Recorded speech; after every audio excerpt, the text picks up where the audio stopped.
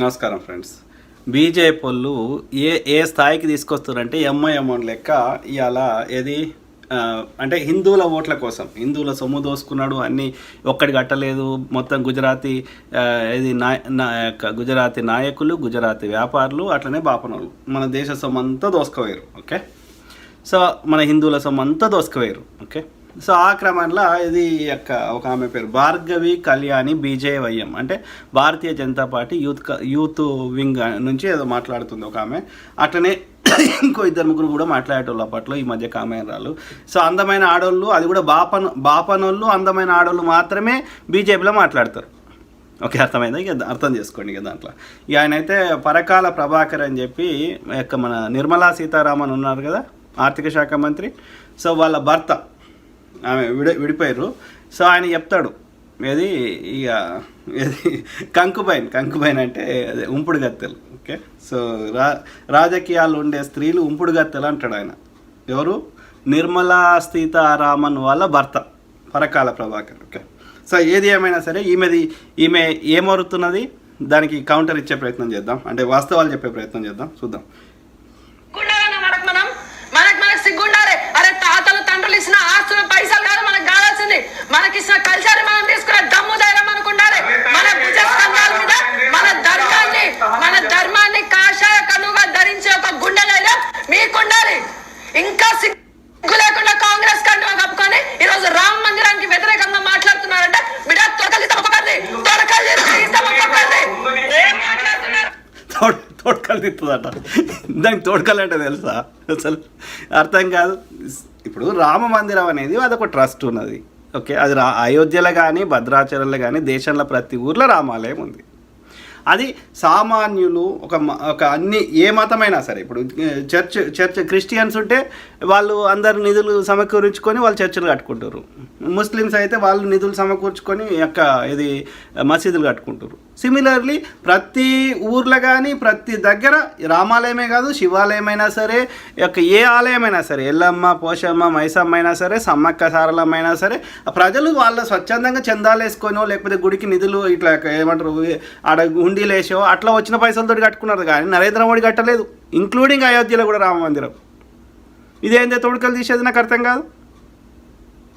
అక్కడ రామాలయానికి మోడీకి సంబంధం లే. ఒక్క సిల్లిగా కూడా భారత ప్రభుత్వం కానీ లేక మోడీ మన దగ్గర నుంచి కానీ లేకపోతే పిఎం కేర్ ఫండ్స్లకి వెళ్ళి కానీ ఎక్కడి నుంచి ఆ యొక్క ఉత్తరప్రదేశ్ రాష్ట్ర దేవాదాయ శాఖ నుంచి కానీ ఒక సిల్లి కవర్ రాలే అక్కడికి. అందరూ దేశంలో ఉన్న హిందువులు, భారతీయులు అందరూ, ప్రపంచంలో ఉన్న అందరూ వాళ్ళు చందాలు ఇచ్చి విరాళాలు ఇచ్చి కట్టుకున్నారు. అది కాంగ్రెస్ ప్రభుత్వంలో అయినా కట్టుకున్నారు, ఇప్పుడైనా కట్టుకుంటారు. అందుకోసం కాదు కదా నరేంద్ర మోడీని ఆడ కూర్చుండబెట్టింది ప్రధానమంత్రిగా. నరేంద్ర మోడీ అన్ని కులాల వారికి, అన్ని మతాల వారికి, అన్ని జాతుల వారికి, హిందువులకి, క్రిస్టియన్లకి, బౌద్ధులకి, జైన్లకి, ముస్లింలకి, భారతదేశంలో ఉన్న ప్రతి భారతీయుడికి ప్రధానమంత్రి. అందరి యోగక్షేమాలు చూడాల్సిన బాధ్యత భారత ప్రధానికి ఉంది. కానీ వాడు ఏ మతమోనికి, ఏ భారతీయుడికి, హిందువుకి, ఎవరికి ఏం చేసింది లేదు నరేంద్ర మోడీ. హిందువుల దగ్గర ట్యాక్సులు వసూలు చేస్తలేడా నరేంద్ర మోడీ? ఆలోచించండి మిత్రులారా. అంటే ఇట్లాంటి వాళ్ళు అజ్ఞానులు ఏమాత్రం అవగాహన లేకుండా తోడుకలు తీస్తారు. ఎందుకు తీస్తావు?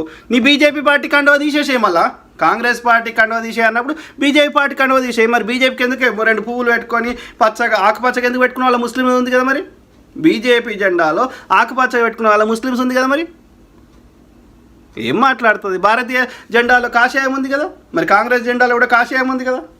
ఏం మాట్లాడుతావు? ఎందుకు మాట్లాడుతావు? ప్రజా సమస్యల మీద మాట్లాడు పిచ్చిదానా, అర్థమైందా? ఒక ఐఐటీల గురించి మాట్లాడు, ఒక బాక్రానంగల్ లాంటి ప్రాజెక్టుల గురించి మాట్లాడు, ఒక నాగార్జున సాగర్ లాంటి ప్రాజెక్టుల గురించి మాట్లాడు, భూమ పెట్టేటి, తిండి పెట్టేటి, బతుకు తెరుగు పెట్టి మాట్లాడు. నరేంద్ర మోడీ 2 కోట్ల ఉద్యోగాలు ఇస్తానని దాని గురించి మాట్లాడు. కాంగ్రెస్ వాడు దోషణ సొమ్ము తెచ్చేస్తే ఒక్కొక్క అకౌంట్లో 15 లక్షలు వస్తాయి అన్నాడు. మరి మరి తెచ్చి ఎప్పుడు వేస్తావో నరేంద్ర మోడీని అడుగు కదా. 350 లక్షల కోట్లు ఈ 10 ఏళ్లలో భారతీయుల హిందువుల యొక్క సొమ్ము యాడ దాచిపెట్టిండో, నరేంద్ర అదాని పొక్కలు దాచిపెట్టిండా లేకపోతే అంబానీ పొక్కలు దాచిపెట్టిండా, దాని గురించి అడిగే పిచ్చిదానా. ఆలోచించడం. భార్గవి ఏం మాట్లాడుతున్నారు? రాముడికి వ్యతిరేకంగా అడ్వకేసీ పెట్టింది కాంగ్రెస్ గవర్నమెంట్. ఒక హిందూ గారైనా ఒక అమ్మ పుట్టిన కొడుకులైతే కాంగ్రెస్ కాంగ్రెస్ లో హిందువులందరూ కాంగ్రెస్ పార్టీకి రాజీనామా చేసి ఇలా భారతీయ జనతా పార్టీలో చేరండి, భారతీయ జనతా పార్టీలో చేరండి. సచ్చినా చేరం, మా ప్రాణం పోయినా చేరం. ఎందుకు చేరం అంటే మా హిందువులని సంకనాకిచ్చిండు నరేంద్ర మోడీ. బ్రిటిష్ వాడు హిందువులని నాశనం చేస్తుంటే, అనేక హింసలకు గురి చేస్తుంటే బ్రిటిష్ వానికి బూట్లు నాకిండ్రు మీ బీజేపీ మీకు బీజేపీకి ఆద్యులైన సావర్కర్లు, గోల్వాల్కర్లు, ఇంకోడు క్విట్ ఇండియా ఉద్యమంలో పాల్గొనందని చెప్పారు గోల్వాల్కర్లు. మహాత్మా గాంధీని చంపిన మొదటి తీవ్రవాది గోడ్సే.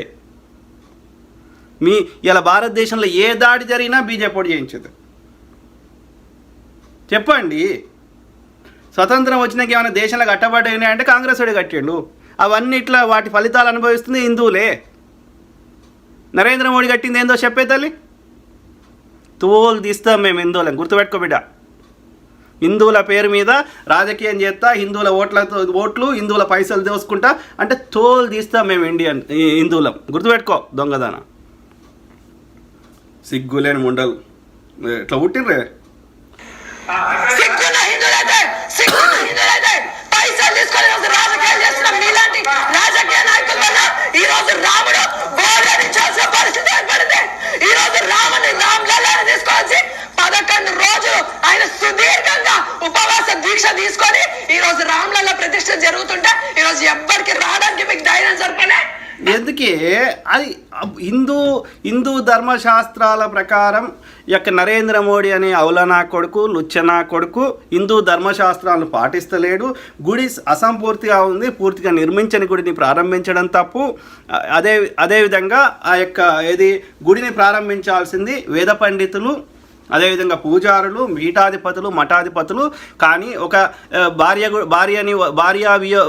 భార్య లేనటువంటి ఒక భార్యాభర్తలతో చేయాల్సిన పనులని అవి కూడా చేయకుండా, హిందూ ధర్మశాస్త్రాలను గౌరవించకుండా హిందూ ధర్మాన్ని అవమానిస్తున్నాడు.